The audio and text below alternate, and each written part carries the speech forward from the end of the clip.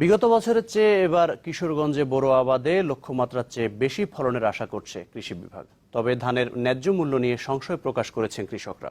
খরচের সাথে মিল রেখে ধানের দাম ঠিক করতে সরকারের কাছে দাবি জানিয়েছেন তারা।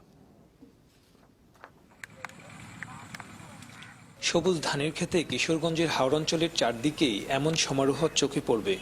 বছরের একটি মাত্র বোরো ফসলের উপর নির্ভর করে হাওড়ের মানুষ। হরতাল অবরোধের কারণে জমিতে সময়মতো ডিজেল না পাওয়ায় অনেক জমিতে সময়মতো পানি দিতে পারেনি কৃষক। তারপরও কৃষকরা বলছেন এবার ধানের ফলন ভালো হয়েছে।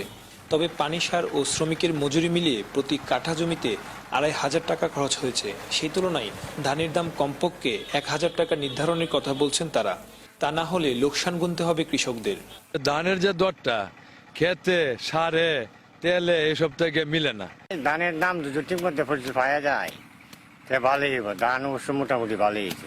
১২০০ টাকা কি ৫০০০ টাকা ধান বেচতে হলে আমরা কিছু লাভবান করতে পারবো।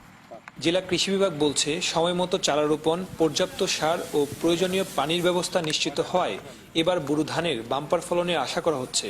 বোরো আবাদে অস্থিরতার কোনো প্রভাব পড়বে না বলে জানিয়েছেন কৃষি সম্প্রসারণের এই কর্মকর্তা।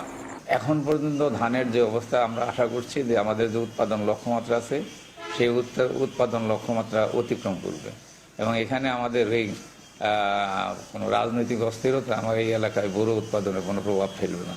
জেলায় এবছর ১,৬৪,৫৬৪ হেক্টর জমিতে বোরো আবাদের লক্ষ্যমাত্রা নির্ধারণ করলেও আবাদ হয়েছে ১,৬৬,২৬৫ হেক্টর জমিতে।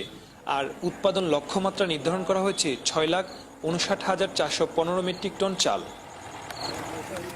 সুলতান মাহমুদ কনিক, চ্যানেল 24, কিশোরগঞ্জ।